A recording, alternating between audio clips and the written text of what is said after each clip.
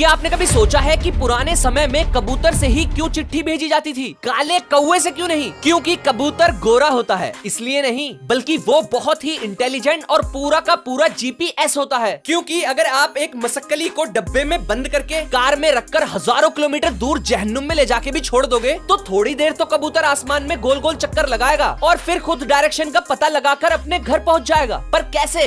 इसका actual reason scientist भी नहीं जानते। बस उनका मानना है कि ये सूरज और अर्थ के मैग्नेटिक फील्ड से शायद अपने घर